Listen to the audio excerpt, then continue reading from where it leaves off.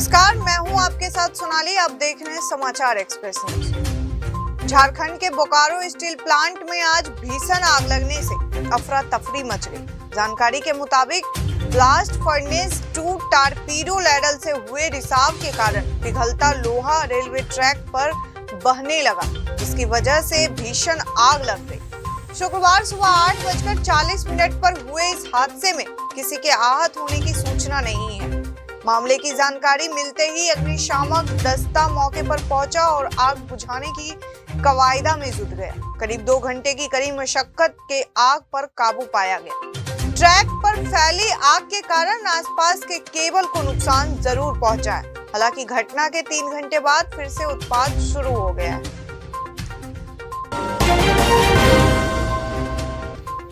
Jharkhand high court ने पूर्व विधायक संजीव सिंह को दुमका जेल से धनबाद जेल शिफ्ट कराने का आदेश दिया। उच्च न्यायालय के न्यायाधीश न्यायमूर्ति एसके द्विवेदी की अदालत ने 2 सप्ताह के अंदर लोअर कोर्ट के फैसले का अनुपालन करने का आदेश दिया है। इससे पहले निचली अदालत ने संजीव सिंह दुमका से धनबाद जेल वापस लाने का आदेश दिया। जमशेदपुर के विष्णुपुर बाजार डाकघर के उप डाकपाल प्रदीप कुमार मिश्रा को सोनारी पुलिस ने 6 वर्ष पुराने धोखाधड़ी के मामले में गुरुवार को गिरफ्तार कर न्यायिक हिरासत में भेज दिया। उनके खिलाफ डाकघर के उपभोक्ताओं के खातों से पैसे की अवैध निकासी में सहयोग करने और खाते खुलवाने के नाम पर पैसे लेने का आरोप है। टाटा कन्वेंस यूनियन के पूर्व महासचिव अरुण कुमार सिंह की बर्खास्तगी के मामले में झारखंड सरकार ने गंभीरता से लिया है। राज्य सरकार ने उप श्रमायुक्त राजेश प्रसाद की जांच रिपोर्ट के आधार पर टाटा मोटर्स के एमडी सह टाटा कन्वेंस के चेयरमैन गुंटेर बुसेक समेत कंपनी के शीर्ष 11 पदाधिकारियों के खिलाफ आपराधिक मामला दर्ज करने की अनुमति उप श्रमायुक्त को दी है। Nuvoco corp limited Jojobera cement plant के मजदूरों ने बकाया वेतन को लेकर शुक्रवार को कंपनी गेट पर 3 घंटे तक जाम किया। प्लांट के ठेका मजदूर वेतन बकाये को लेकर गुस्से में है। कंपनी गेट पर जाम की सूचना मिलने पर पहुंचे मजदूर नेता चंदन पांडे ने प्रबंधक से बातचीत की। बता दें कि प्रबंधक की ओर से राहुल चटर्जी, अतुल कुमार, अनिल गोस्वामी इस बातचीत में शामिल थे।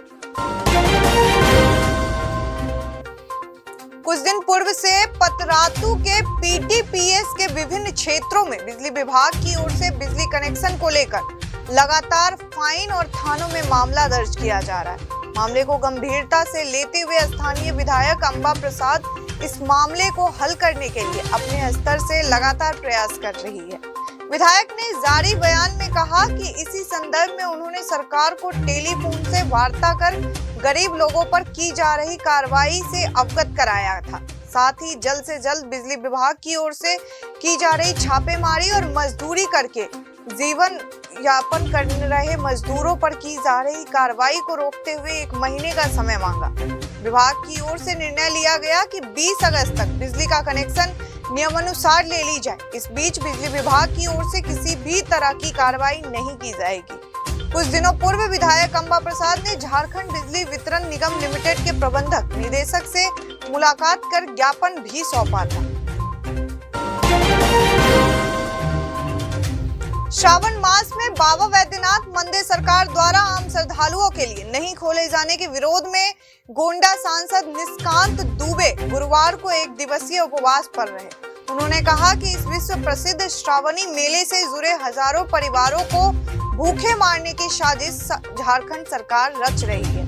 कहा, देश के अन्य तीर्थ स्थलों को कोविड के मद्देनजर गाइडलाइन का पालन करते हुए जैसे खोला गया है, वैसे ही सीमित संख्या या टाइम स्लॉट या अन्य वैकल्पिक व्यवस्था अपनाते हुए भक्तों के लिए बाबा मंदिर खोला जाना चाहिए। सरकार चाहे तो भक्तों को RT-PCR निगेटिव रिपोर्ट मांगकर या जिन्होंने वैक्सीन ले ली है उन्हें बाबा वैद्यनाथ मंदिर आने की स्वीकृति दे। 500 या 1000 की संख्या में भक्तों को सोशल डिस्टेंस मेंटेन करके बाबा का जलाभिषेक करने की स्वीकृति सरकार को देनी चाहिए। धनबाद जिले में फिर एक बार सनसनी फैलाने वाला मामला तब सामने आया है जब कचरे में एक कन्या भ्रूण पाया गया।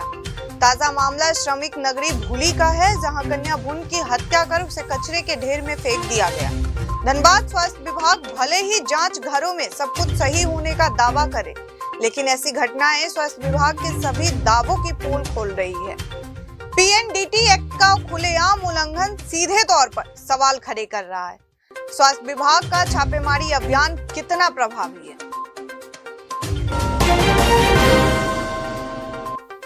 टोक्यो ओलंपिक में जाने वाले टीम में भले ही झारखंड का एक भी रेसलर शामिल ना हो पाया हो, लेकिन आने वाले अंडर 15 एशियन चैंपियनशिप के लिए तैयारियां जोरों पर है। रांची के खेल गांव में इसको लेकर अंडर 15 की सुपर 12 टीम बनाई गई है। इस सुपर 12 में शामिल सभी नेशनल मेडलिस्ट खिलाड़ियों को विशेष प्रशिक्षण दिया जा रहा है, ताकि वे आने वाले एशियन चैंपियन में बेहतर प्रदर्शन कर सकें। मौसम विभाग ने झारखंड के जिन 13 जिलों के लिए भारी बारिश का येलो अलर्ट जारी करते हुए लोगों को सावधान रहने की सलाह दी है, उनमें साहिबगंज का नाम भी शामिल है। इस जिले में राजमहल प्रखंड के अंतर्गत एक गांव में बाढ़ जैसे हालात साफ दिखने लगे हैं। उफान पर आई गंगा नदी अब नेशनल हाईवे से सिर्फ 20 फीट की दूरी पर रह गई है। यही नहीं, गंगा के कारण यहाँ कटाव शुरू हो चुका है और जमीन धंसने लगी है।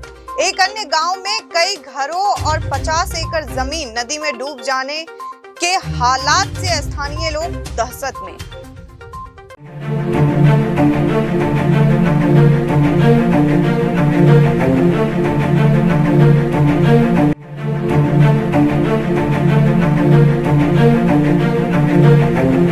ऐसा अवसर फिर नहीं मिलेगा। अब हरियाणा सरकार की दीनदयाल आवास योजना के अंतर्गत सेक्टर 1 तरावड़ी में 135 और 142 गज के प्लॉट्स मात्र 21,000 रुपए देकर बुक करवाएं। क्रिएटिव सोसाइटी, सड़क, sewerage, street light, park, community centre, तुरंत रजिस्ट्री और पोसेशन भी। कॉल 9466034000।